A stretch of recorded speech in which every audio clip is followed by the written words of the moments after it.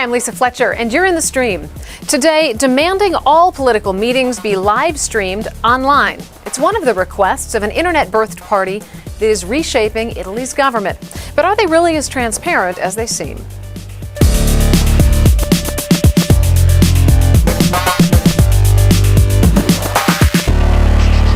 Our digital producer, Malika Bilal, is here looking out for your live feedback. Malika, between all of the austerity measures in Italy and its rapidly shrinking middle class, people are just sort of fed up. Exactly, definitely fed up. And people online are saying that maybe this is a referendum on those austerity measures, and people are just saying we've had enough. So Akash on Twitter tweets, Italy's election results signaled how, still, the majority finds it difficult to accept austerity as the only possible way forward.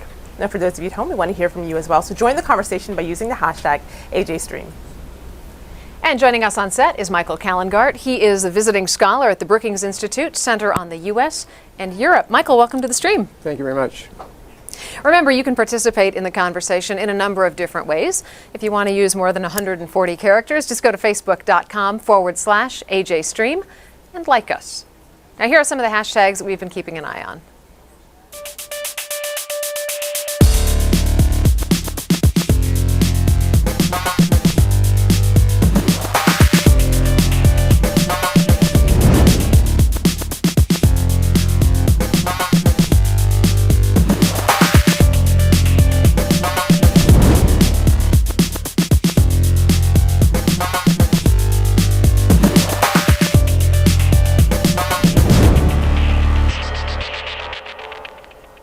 In the face of austerity cuts, corruption, and high unemployment, European parties running on anti-establishment platforms are growing in popularity.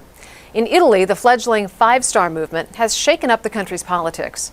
Completely based on the web, the movement's young candidates were all chosen in online primaries.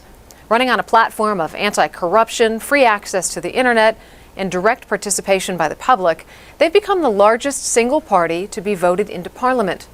Refusing to form a coalition following February's election, though, has the group now being blamed for the country's current political stalemate. There are also accusations of fascism and claims that their leader, Beppe Grillo, a former comedian, is more of a despot than a Democrat. So, can the Five-Star Movement survive to fulfill its promises? And is this the dawn of a new political trend in Europe? Joining us to discuss this is Federica Bindi, professor of political science at the University of Rome Tor Vergata. She's also a senior fellow at the Center for Transatlantic Relations at Johns Hopkins University. Today we also have guests joining us via our Google Plus Hangout. In Milan is Marta Serafini, a technology and social media correspondent with the Italian daily Corriere della Sera. Lorenzo Manella is a freelance writer interested in the internet and e-democracy. He joins us from Bologna. And joining us from Toronto, Ontario is Valentina Fulginiti, a writer for the editorial collective Struggles in Italy. Welcome to the stream, everyone. I do want to mention that we had booked a parliament member with the Five-Star Movement to appear on the show, and unfortunately, he canceled on us at the very last minute. Federica, I want to begin with you. 30 days ago, the Five-Star Movement took a quarter of the vote in Italy's election, and much has been made in the Italian media over what the party does or does not represent. From your perspective, what does the Five-Star Movement really stand for? The Five-Star Movement stands for the movement as such for changement. The problem is how you change, how you bring change to Italy, and the problem is also why people voted for them. I was listening to your earlier comments. I'm not completely sure that people voted against austerity measures. They voted against austerity measures coupled with inability of the political class to renew itself.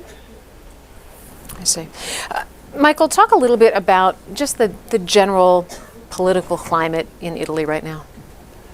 Well, it's very difficult, and politically there's a stalemate. There are three major groups, and I wouldn't call it a love triangle, but in a sense, parts of two of the three have got to come together, and it's very difficult to find the way to do that. So there's stalemate, and there's uncertainty as how that will be resolved. Federica's saying this isn't pushback against austerity measures, though. If it's not that, what is it? Why this groundswell? Well, it's a lot of things. I mean, it takes place in a situation of great economic difficulty, and a lot of people are adversely affected, and obviously not happy about that. But and I think the Five-Star Movement reflects also a lot of public unhappiness with the political class, the political system, corruption, and a whole host of things, and it all comes together under the movement. Well, there's a tweet here from Mario Mercier. He says, with time changes in the way countries will be administered, there will be changes in the way countries will be administered. Political class we see now is about to end. Citizens will take power. Is that what we're seeing here? A shift from, what he says, political class to the citizens taking power? Well, it certainly is a new phenomenon, and the way the party has organized itself has gained popularity, and using the internet is something that is really quite new, and it's directed against the norm, not only the parties in power and the people in power, but the way they have done business. Valentina, I want to go to you in our Google Hangout. Who are these MPs? Tell us a little bit about their backgrounds, their political experience, their level of sophistication. Yeah. Well, first of all, we think there is a bit of a distinction to be made between Grillo and the activists of the movement, who are a large, diverse body of people with different political background, aspiration, and practices. Of course, there is the same movement, but we believe that active members are not exactly the same thing as the leadership. As for the success of the movement, we believe that there were different factors to the success of the movement. There is a protest for sure, of those who were struck with the policies of austerity, but there are also many former right-wing electors who have lost faith in their parties and feel disillusioned against politicians, and these are the electors who will most likely buy into the frame of case of corrupted politicians versus us, the good people. And then there is probably a minority of radical left voters who have voted for this movement. Okay, Valentina, I need you to just answer the question, though, not read a statement. Who are these people? Who are the new MPs that represent the movement? Where do they come from? What's their background? What's their credibility level? Again, they have a very different background. Most of them were active in their so-called meetups. Some of them were candidated at the very last moment because perhaps the Movimento itself didn't really expect to obtain such a large share of vote. It is really difficult to define because in Movimento 5 Stelle does not really have a clear ideological view. And we believe that one of its main problem is this ambiguity that they express. Federica, I want to get into that idea that this party has a lot of ideas, but maybe not really a specific political platform. But I'm curious as to your take on how they gained so much power and how it happened so quickly. Well, quickly is a relative word in the sense that Grillo has been there for several years. He already had placed people at the local level, so that is not completely new. It's new because people, especially in the political area, didn't see it coming. And so this changes. How they got so much power, it's first of all, it's a protest. It's a protest vote. If you look at the vote analysis, the vote for Grillo is diffused all over the country, differently from, for instance, PDL and PD, who are more concentrated in different areas of the peninsula. And the people who voted for Grillo are lower middle class in many ways, and it's a typical. So you have two different kinds of people: the people who voted for them because they actually think this is going to bring change, and the people who voted for them because they wanted to show their protest and their disenchantment with normal parties, with the inability of normal parties not only to bring change but also to show renewal, starting from, for instance, diminishing the huge expenses for the huge money that they get from the state. You can't ask citizens to pay more taxes while not cutting costs. So people reacted against this. I'm not sure if we vote against that they will get exactly the same share numbers. Mm-hmm. Well, Marta, I'd like your view on how they got so much power. Taking into account these tweets, Jovian says, protest parties and groups have been growing the world over recently. People are tired of the establishment. It's hundreds of years old. And another one from Chiara who says, we need the movement. In Italy, there is too much corruption, and now we have ordinary people in parliament. So is that what we're seeing? Yes, now today Grillo said something very, very hard against the Bersani, that is the Italian political who have to try to make a government.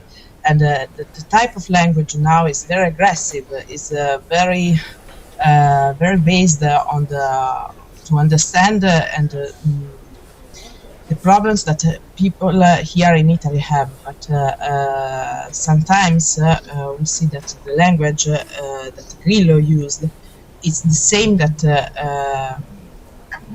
the people of the movement used.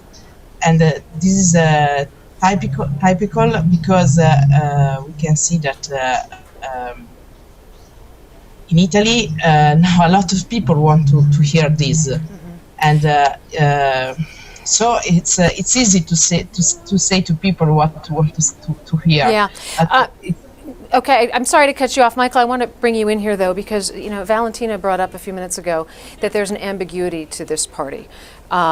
They do seem to stand for fairly reasonable reform. I mean, they want better anti-corruption laws, they want less money in politics, they want better environmental standards, they want more transparency in government. But is there a danger to a political group forming en masse like this that they're unhappy about the status quo, but they really don't have a comprehensive plan to run government? I think that may be the situation at the moment, that as others have said, it's very diffuse, and people have joined it, participated, voted for it for lots of different reasons, from those who just are fed up with the system and want to register their unhappiness, whereas in the past they might have abstained, and other people who were very committed to a particular agenda, but it's really not clear what the agenda is in more specific sort of terms. There's some general tendencies, but it's not much more than that, so it's hard to say where it will go. Well, Lorenzo, I'd like your thoughts on that. And picking up on that last comment about not having, a plan in place, there's a tweet here that says Grillo doesn't have a program that addresses economic and social issues confronting Italy. It's all hype and no content. Do you agree? Yeah, the problem is not just about hype or content. They have some points in their manifesto, but also other major parties have some points in their manifesto.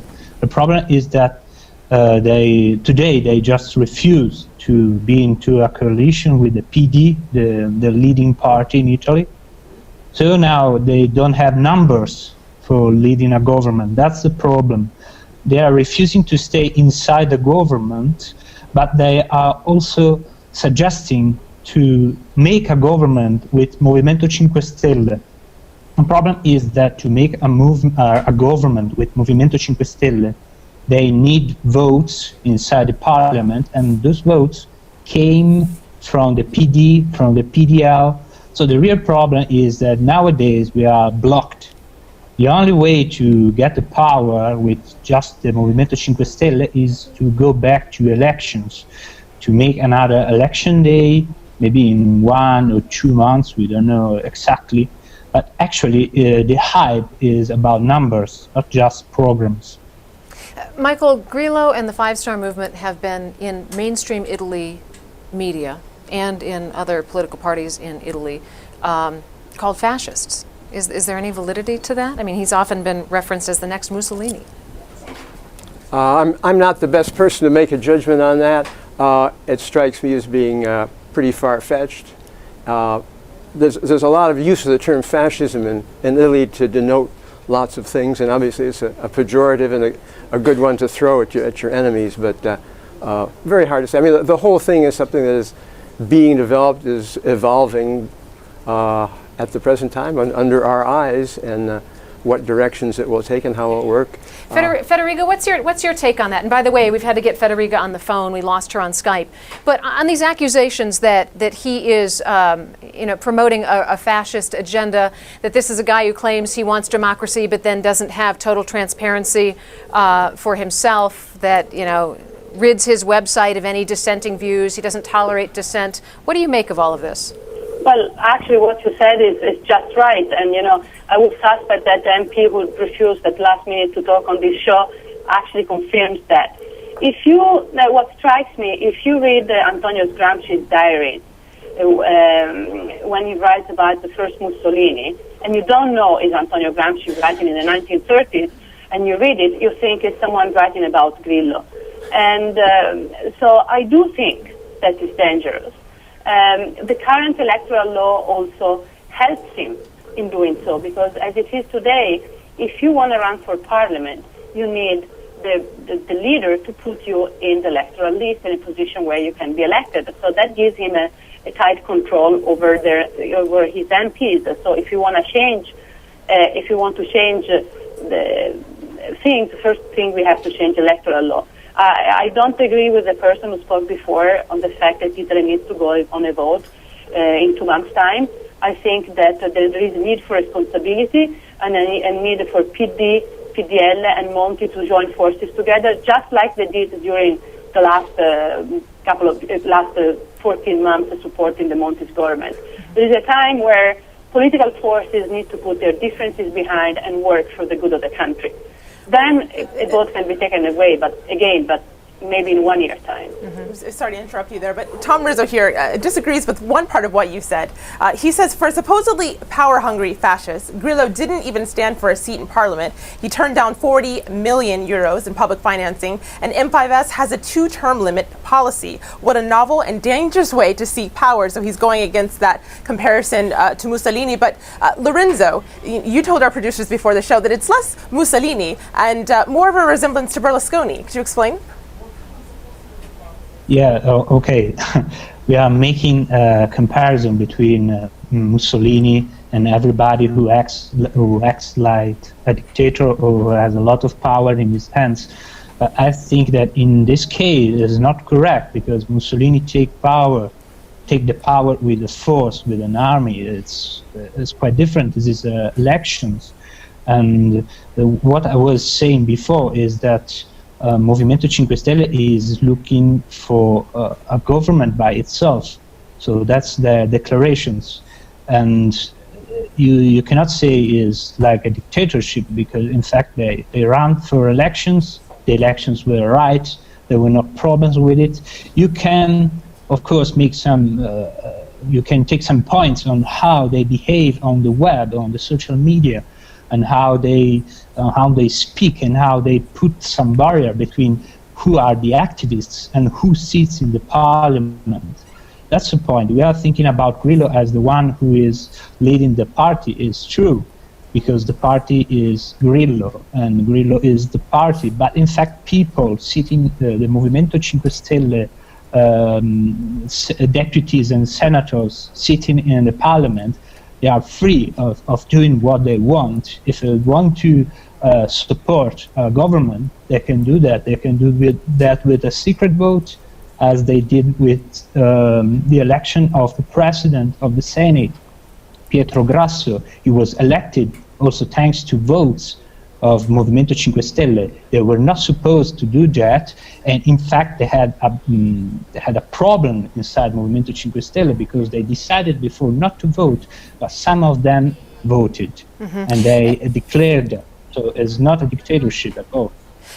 Marta, Grillo says he's for democracy, but there are plenty of people who say he wields his power very well from outside, and he pulls the strings of those who are the MPs within the parliament. Do you think that there is a likelihood that Grillo is going to learn to cooperate?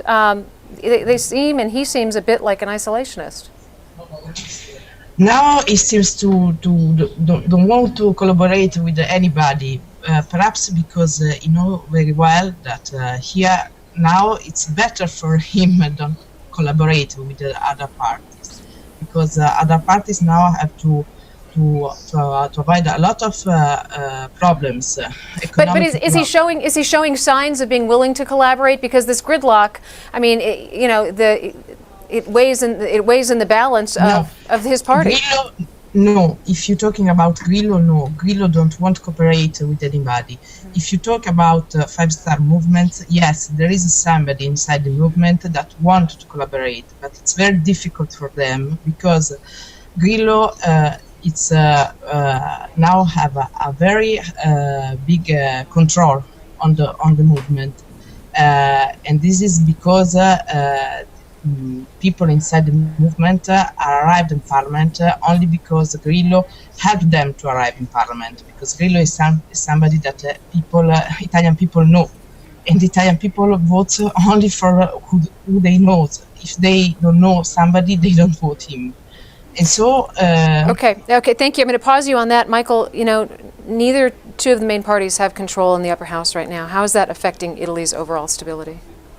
Well, it's the reason why they can't form a government. Whoever forms a government must have a program that is approved, confidence given by the Chamber of Deputies and the Senate. And no single party can do that in the Senate, and that's where they're stuck, which is why at the moment the PD, the Democratic Party, is seeking allies and trying to find a way they can get enough votes so that they could get confidence in Senate, but that hasn't happened yet. Well, Valentina, for all of the criticisms of the movement, Mikey Barnum here raises a point on Facebook. He says, given the recent state of hacktivism, does internet-based politicking imply a greater degree of transparency? Is that something that we're seeing, a greater degree of transparency? And as you're answering, I'm showing on my screen here a receipt that the party published. It's a receipt for their victory celebration after the election in an attempt to be transparent. Well, there are still many shadows to that, because, for instance, yes, it is true that Il Movimento broadcasts via streaming all their assemblies, but at the same point they do not take any questions from the press. Journalists showed up at the conference press and they were told that it was not supposed to be a conference, but just a statement. So, in a sense, what we are seeing is a vertical use of the media that is not necessarily bringing more transparency. All right, Valentina, I'm going to have to stop you there. I'm so sorry, we're out of time. I want to say thanks, though, to all of our guests for joining us today. We're going to end our conversation there, but go to Malika for just a few other stories that we're following.